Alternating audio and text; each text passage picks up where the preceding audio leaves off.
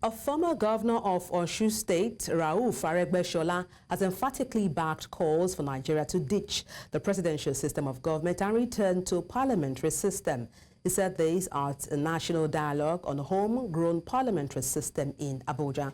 The immediate past Minister of Interior, who said he's opposed to the executive system of government currently practiced in Nigeria, insisted that the arrangement in the parliamentary system is best suited for a country like Nigeria. According to the group made of about 60 lawmakers, the transition has become necessary to reduce the cost of governance in the face of dwindling revenue. And for more on this, we're joined by Executive Director, Not Too Young to Lead Initiative, and that's Elvis Akpobi. Good afternoon. Glad to have you join me on the news. Let me kick off by asking what your thoughts are, if indeed a parliamentary system or a change in the system of government is a panacea to our political challenges in Nigeria. Yes, to an extent it is, but let's look at our problems critically. Our problems today the problems are plagued with today did not start just immediately. It's a foundational problem where we pray for good leadership when ordinarily we should be praying for better citizenry.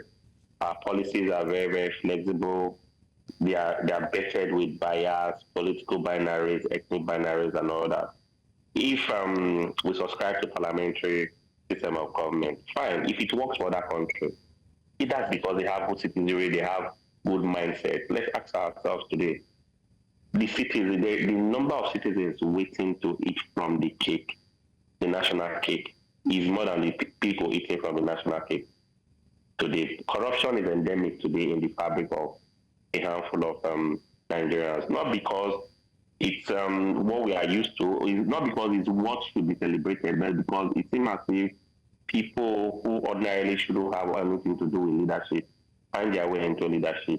It becomes a culture of, going away with looting taxpayers' money and all that without any positive ripple effect on development on ground.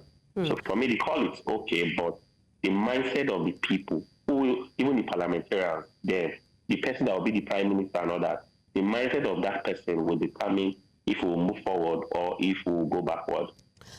So in light of that, what kind of reforms would be required to transit from presidential to a parliamentary system of government? To the best of my knowledge, reforms like constitutional amendments will help transit from executive to parliamentary system of government. Let's not forget too that the powers around the executive system of government, it seems as if it makes a lot of people very vulnerable.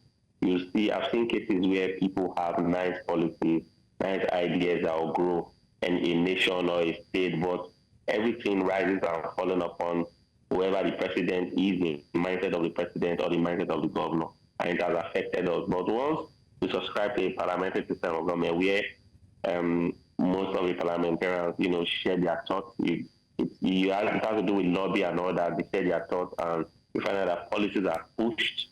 The only hiccup we always have with these policies, if these policies are laced with bias and sentiment, that's why you notice that they are not well enacted and they are not well obeyed. Well, there are concerns regarding this, switch to parliamentary system of government. Looking at it closely, it's a system whereby the party with the greatest representative in legislature would form that of the executive. And, in such a case, would there be anything like checks and balances? We'll also have issues with checks and balances. Let's not forget, if you check the political climate of the country today, I may be wrong, but there's a systematic bid to, turn our democratic process, our party system into a monoparty, a one-party system, owing to the fact that you see people who the electoral act that talks about switching of parties, affiliation, for me it's just written and it's not enacted. We think it is where people who are in a particular party jump ship. Ordinarily, what's in the book says that you lost your seat or anything, but you see court injunction, judgment coming from different angles. So for me, it's our democratic system today is a charade. I fear for the next, should we continue like this in the next 10 years.